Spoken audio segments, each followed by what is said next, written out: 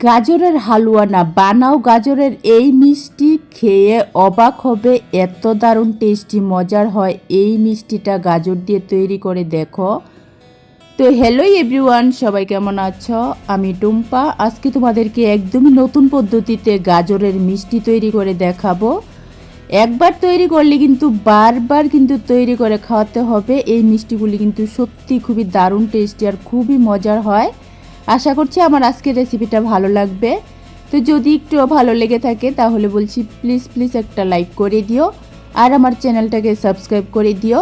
গাজরের হালুয়া তো অনেকবার খেয়েছো, শুধু একবার এই মিষ্টিটা খেয়ে দেখো, ভীষণ ভালো হয়। তো চলো গাজরের এই মিষ্টিটা কিভাবে তৈরি করেছি দেখে নাও। প্রথমে দেখো এখানে আমি একটা গাজর গ্রেটার দিয়ে গ্রেট করে নিয়েছি। গাজরটাকে ভালো করে ধুয়ে আমি একটা গ্রেটারের সাহায্যে গ্রেট করে নিয়েছি। তোমরা চাইলে ছোটো ছোটো করে কেটেও নিতে পারো। এখন এই গাজরটাকে নিয়ে নিতে হবে মিক্সিং জারের মধ্যে। গাজরটা যদি এভাবে গ্রেট করা হয় তাহলে কিন্তু গাজরটা পেস্ট করতে বেশি সুবিধা হয়, তাড়াতাড়ি পেস্ট হয়ে যায় আর পেস্ট কিন্তু একদম ভালো করে হয়। তার জন্য আমি গাজরটা গ্রেট করে নিয়েছি। এখন এই গাজরের সাথে আমি দিয়েছি 4 কাপের 1 কাপ দুধ। আমি এখানে জাল করা ঠান্ডা দুধ দিয়েছি। দেখো একদম ভালো করে কিন্তু গাজর আমি দুধ দিয়ে পেস্ট করে নিয়েছি। তারপর গ্যাস ওভেনে আমি একটা কড়াই বসিয়ে 1 চামচ ঘি দিয়েছি। ঘিটা ভালো করে গরম হয়ে যাওয়ার পর এখন যে গাজরটা আমি পেস্ট করে রেখেছিলাম দুধ দিয়ে, সেই পেস্ট করার মধ্যে দিয়ে দিয়েছি। দেওয়ার পর এখন দিয়ে দিচ্ছি আমি 2 চামচ চিনি। এখন কিন্তু কিছুক্ষণ সময় এই গাজরটাকে ঘিয়ের সাথে একটু ভেজে নিতে হবে। এভাবে একটু সময় ভেজে নিলে কিন্তু খুব সুন্দর ফ্লেভার হয় আর গাজরের কোনো কাঁচা গন্ধ থাকে না। তো দেখো আমি একটু সময় কিন্তু ঘিয়ের সাথে গাজরটাকে ভেজে নিয়েছি। তারপর একই কাপ দিয়ে আমি দিয়েছি 1 কাপ দুধ। এখানে কিন্তু আমি 2 কাপ দুধ ইউজ করেছি। প্রথমে গাজর পেস্ট করার সময় 1 কাপ দুধ দিয়েছিলাম আর এখন দিয়েছি 1 কাপ দুধ। এখন কিন্তু আবারও কিছুক্ষণ দুধটাকে জাল করে নিতে হবে গাজরের সাথে। তো দেখো আমি কিছুক্ষণ জাল করে নিয়েছি। এখন গ্যাসের আঁচটা কমিয়ে দিয়ে দিচ্ছি একই কাপ দিয়ে 1.5 কাপ সুজি। আমি 2 কাপ দুধের জন্য এখানে 1.5 কাপ সুজি দিয়েছি। পরিমাপটা কিন্তু যে কোনো একটা বাটি বা 4 কাপ দিয়ে করলে ভালো হবে, আর পরিমাপটা ঠিক থাকলে কিন্তু মিষ্টিটা বেশি ভালো হবে। এখন দেখো সুজিটাকে অনবরত নাড়াচাড়া করে কিন্তু ডো তৈরি করে নিতে হবে। গ্যাসের আঁচটা কিন্তু সুজিটা দেওয়ার আগে কমিয়ে তারপর সুজিটাকে দিতে হবে, দিয়ে এভাবে অনবরত নাড়াচাড়া করে ডোটা তৈরি করে নিতে হবে। সুজি কিন্তু সিদ্ধ হতে বেশি সময় লাগে না, 1.5 থেকে 2 মিনিটের মধ্যেই দেখবে এরকম ডোটা তৈরি হয়ে গেছে। তখন কিন্তু ডোটাকে নামিয়ে নিতে হবে। নামিয়ে যে কোনো একটা থালা বা একটা মিক্সিং বলের মধ্যে ডোটা নিয়ে এভাবে একটু ছড়িয়ে দিতে হবে। এভাবে একটু ছড়িয়ে দিলে তাড়াতাড়ি কিন্তু ঠান্ডা হয়ে যাবে। তো দেখো হালকা ঠান্ডা হয়ে যাওয়ার পর এখন এই ডোটাকে মেখে একদম স্মুথ করে নিতে হবে। হাত দিয়ে ধরা যায় সেরকম ঠান্ডা হয়ে গেলে কিন্তু সুজিটাকে একটু সময় নিয়ে ভালো করে মথে মথে মাখতে হবে। মেখে একদম সফট করে ডোটা তৈরি করতে হবে। এখানে মাখাটা কিন্তু খুবই ইম্পর্ট্যান্ট, মাখাটা কিন্তু একটু ভালো করে মাখতে হবে, তা না হলে কিন্তু মিষ্টিটা তৈরি করার সময় ফেটে যেতে পারে। তো দেখো একদম স্মুথ করে কিন্তু আমি ডোটাকে তৈরি করে নিয়েছি। এখন এই ডোয়ের থেকে আমি অল্প অল্প করে নিয়ে গুল গুল বলের মতো তৈরি করে নেব। তোমরা যে সাইজের মিষ্টিটা তৈরি করতে চাও সেই সাইজেরই কিন্তু বলগুলি তৈরি করতে পারো। আমি বেশি বড় বা বেশি ছোট করিনি, মিডিয়াম সাইজের মিষ্টিগুলি আমি তৈরি করেছিলাম। তার জন্য দেখো অল্প অল্প করে নিয়ে আমি প্রথমে গুল গুল তৈরি করে নেব। তো এ পর্যায়ে তোমাদের কাছে একটাই রিকোয়েস্ট রইল, আমার আজকের রেসিপিটা ভালো লাগলে কিন্তু প্লিজ প্লিজ একটা লাইক করে দিও আর আমার চ্যানেলটাকে সাবস্ক্রাইব করে দিও। আর গাজরের তো হালুয়া অনেকবার খেয়েছো, একবার এই গাজরের মিষ্টিটা তৈরি করে খেয়ে দেখো, সত্যি বলছি খেয়ে অবাক হবে, এত দারুণ টেস্টি হয়। তো দেখো এখানে কিন্তু কথা বলতে বলতে সবগুলি বল আগে আমি রেডি করে নিয়েছি। এখন দেখো হাতের মধ্যে আমি অল্প করে ঘি লাগিয়ে নিয়েছি। নেওয়ার পর এই বলগুলিকে নিয়ে সুন্দর করে একটা ডিজাইন তৈরি করব। একদমই সহজভাবে কিন্তু তৈরি করেছি। তো দেখো একটা বল হাতের মধ্যে নিয়ে এভাবে একটু চ্যাপটা করে তারপর কিন্তু আমি এখানে একটা পেন্সিল নিয়েছি। পেন্সিলটা দিয়ে দেখো মাঝখানে আমি হোল করে দিচ্ছি। এভাবে কিন্তু একদমই সিম্পল একটা ডিজাইনে আমি মিষ্টিটা তৈরি করেছি।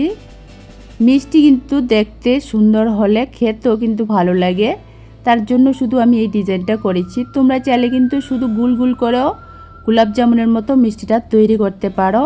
যে কোনো খাবার যদি একটু দেখতে সুন্দর হয় তাহলে কিন্তু খাবারের প্রতি আকর্ষণ বেশি বাড়ে। তার জন্য এখানে আমি একটু ডিজাইন করে মিষ্টিটা তৈরি করেছি। একদমই সিম্পল ডিজাইন। মাঝখানে দেখো এভাবে একটু চ্যাপটা করে মাঝখানে আমি একটা পেন্সিল দিয়ে দেখো এভাবে একটু হোল করে দিয়েছি। তার ফলে কিন্তু দেখতে একটু সুন্দর হয়েছে।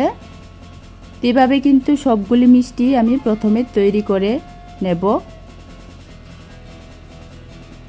গাজরের তো অনেক রেসিপি খেয়েছো তোমরা, একবার শুধু এই মিষ্টিটা বানিয়ে খেয়ে দেখো। সত্যি বলছি বাচ্চা থেকে বড় সবার কিন্তু ভীষণ পছন্দ হবে। আর একবার বানিয়ে খাওয়ালে কিন্তু বিপদে পড়ে যাবে, বারবার কিন্তু বানিয়ে খাওয়াতে হবে। এই মিষ্টিগুলি কিন্তু সত্যি খুবই দারুণ টেস্টি হয় আর খুবই হেলদি করে কিন্তু মিষ্টিটা তৈরি করেছি। তো দেখো সবগুলি মিষ্টি আমি তৈরি করে নিয়েছি। এখন আমি মিষ্টিগুলি ভাজার জন্য গ্যাস ওভেনে প্যান বসিয়ে প্যানের মধ্যে পরিমাণ মতো তেল দিয়েছি। দেওয়ার পর তেলটা যখন মিডিয়াম গরম হয়ে যাবে তখন কিন্তু মিষ্টিগুলি একটা একটা করে দিয়ে দিতে হবে।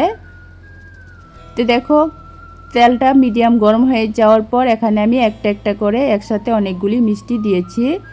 দেওয়ার পর গ্যাসের আঁচটাকে মিডিয়ামে করে এই মিষ্টিগুলি কিন্তু উল্টে পাল্টে একটু লাল করে ভেজে নিতে হবে।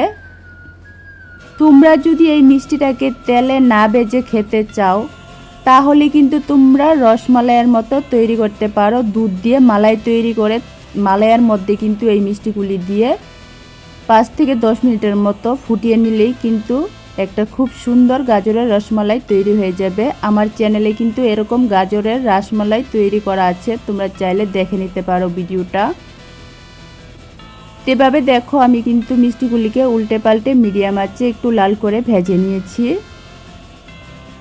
বাকি যে মিষ্টিগুলি আছে সেগুলি দেওয়ার আগে গ্যাসটা বন্ধ করে তেলটাকে একটু ঠান্ডা করে নিতে হবে, মানে তেলের গরমটা যাতে নর্মাল থাকে সেরকম করে তারপরের মিষ্টিগুলি কিন্তু দিয়ে দিতে হবে। কারণ প্রথম মিষ্টিগুলি ভাজার পর কিন্তু তেলটা অতিরিক্ত গরম থাকে, পরের মিষ্টিগুলি দিলে কিন্তু সাথে সাথে লাল হয়ে যাবে কিন্তু ভিতরে কাঁচা থেকে যাবে। তার জন্য বলছি গ্যাসটা একটু বন্ধ করে তারপর তেলটাকে মিডিয়াম গরম যখন হবে তখন মিষ্টিগুলি দিয়ে তারপর গ্যাসটা জ্বালিয়ে মিডিয়াম আঁচে উল্টে পাল্টে পরের মিষ্টিগুলিও কিন্তু ভেজে নিতে হবে। তো দেখো এখানে কিন্তু আমি মিষ্টিগুলি ভেজে নিয়েছি। কত সুন্দর হয়েছে দেখে নিশ্চয়ই বুঝতে পারছো। তারপর গ্যাস ওভেনে আমি একটা কড়াইয়ের মধ্যে 1 কাপ জল দিয়েছি। তারপর একই কাপ দিয়ে দিতে হবে 1 কাপ চিনি। এখন কিন্তু চিনিটাকে গলিয়ে একটা চিনির শিরা তৈরি করে নিতে হবে। চিনিটা শুধু গলে গেলেই হবে, বেশিক্ষণ জাল করতে হবে না। এখানে কিন্তু চিনির শিরাটা বেশি ঘন করতে হবে না। তো দেখো চিনিটা কিন্তু গলে গেছে। এখন আমি একটু সৌন্দর্য বাড়ানোর জন্য দিয়েছি ফুড কালার। প্রথমে 1 ফোঁটার মতো দিয়েছি হলুদ ফুড কালার, তারপর দিয়েছি 1 ফোঁটা লাল। এই ফুড কালারটা কিন্তু একদমই অপশনাল, এটা বাদ দিও তোমরা শুধু চিনি শিরার মধ্যে মিষ্টিগুলি দিয়ে খেতে পারো। দেখতে যাতে একটু সুন্দর হয় তার জন্য আমি এখানে একটু ফুড কালার দিয়েছি। ফুড কালারটাকে ভালো করে মিশিয়ে নেওয়ার পর আমি মিষ্টিগুলি চিনি শিরার মধ্যে দিয়ে দিয়েছি। দেওয়ার পর কিন্তু 2-3 মিনিট একটু মিষ্টিগুলিকে এভাবে জাল করে নিতে হবে। 2 মিনিটের মতো আমি মিষ্টিগুলিকে ফুটিয়ে জাল করে নিয়েছি। তারপর আমি ঢাকনা দিয়ে আধা ঘন্টার মতো রেখে দিয়েছিলাম। আধা ঘন্টা পর আমি তোমাদেরকে দেখাচ্ছি মিষ্টিগুলি কিন্তু একদমই খুবই তুলতুলে নরম হয়ে গেছে আর ভিতর পর্যন্ত কিন্তু চিনি শিরাটা ঢুকে গেছে। দেখো কত সুন্দর মিষ্টি আজকে আমি একটা গাজর দিয়ে তৈরি করেছি। এই মিষ্টিটা কিন্তু খেতে সত্যি খুবই দারুণ হয়েছিল, একদমই কিন্তু তুলতুলে নরম। এই মিষ্টিটা কিন্তু দেখতে একদমই খেতে গোলাপ জামুনের মতো হয়েছিল। একদমই কিন্তু তুলতুলে নরম হয়। তো আজকে আমার এই গাজরের মিষ্টি রেসিপি তোমাদের কেমন লেগেছে অবশ্যই কমেন্ট করে জানিও। ভালো লাগলে লাইক কমেন্ট শেয়ার করো, চ্যানেলটাকে সাবস্ক্রাইব করে দিও। আজকের জন্য টাটা।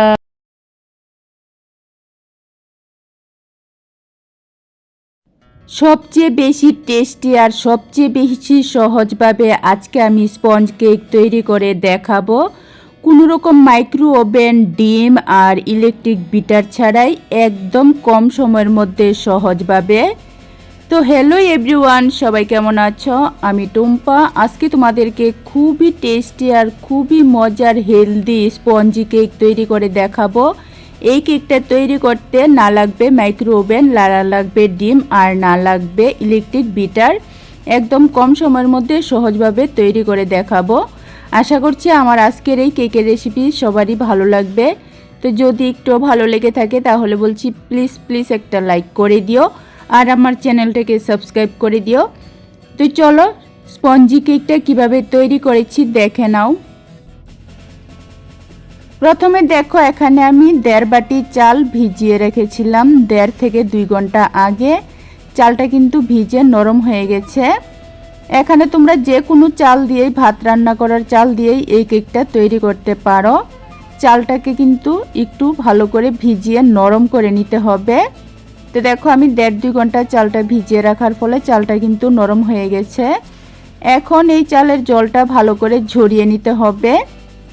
তো দেখো আমি চালের জলটাকে ভালো করে ঝরিয়ে নিয়েছি।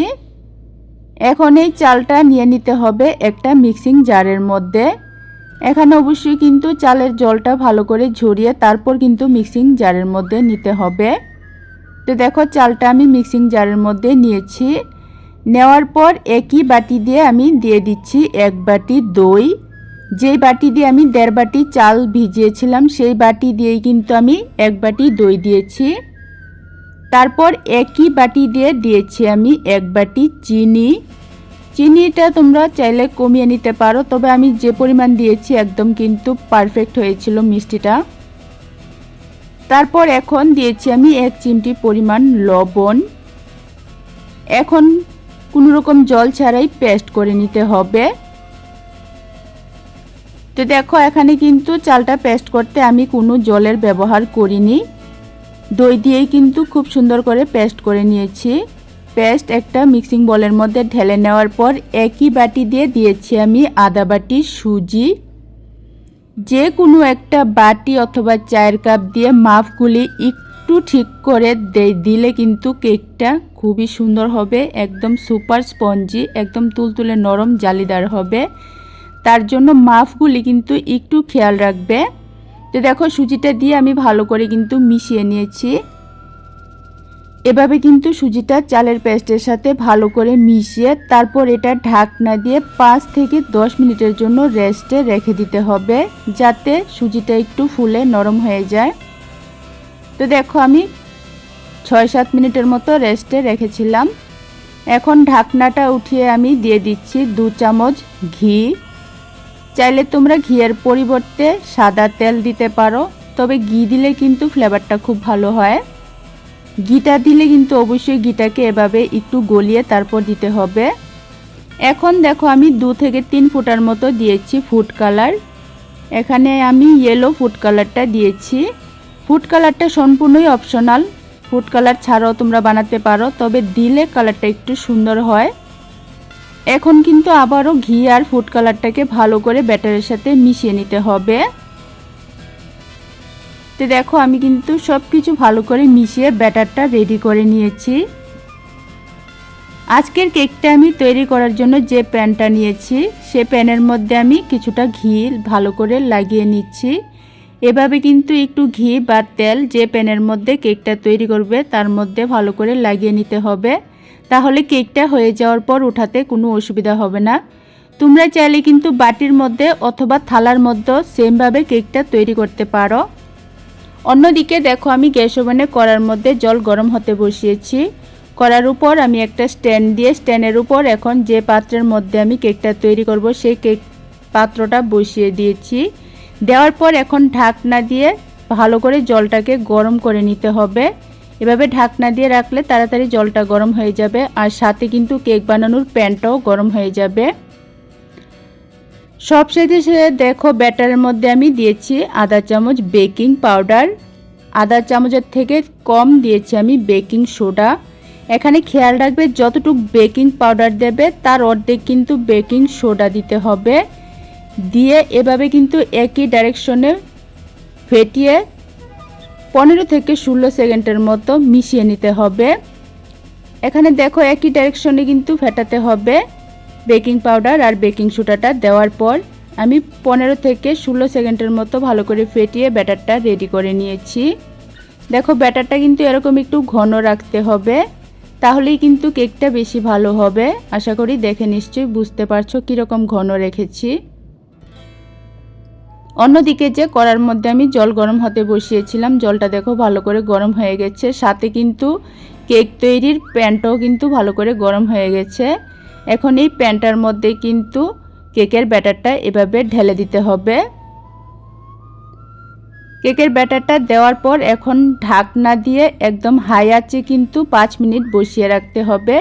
প্রথম 5 মিনিট হাই আঁচে ভাপাতে হবে, তারপর কিন্তু গ্যাসের আঁচটা মিডিয়াম করে আরও 5-7 মিনিট ভাপিয়ে নিতে হবে। তো দেখো আমি 10 থেকে 12 মিনিটের মতো ভাপিয়ে নিয়েছি। প্রথম 5 মিনিট কিন্তু হাই আঁচে ভাপাতে হবে, তারপর কিন্তু 5-6 মিনিট মিডিয়াম আঁচে ভাপাতে হবে, তাহলেই দেখবে কেকটা সুন্দর হয়ে যাবে। দেখো কেকটা কিন্তু খুব সুন্দর ফুলে উঠেছে। এখন একটা কাঠির সাহায্যে একটু চেক করে নিতে পারো এভাবে, যদি কাঠিটা পরিষ্কার আসে তাহলে বুঝে নিতে হবে কেকটা হয়ে গেছে।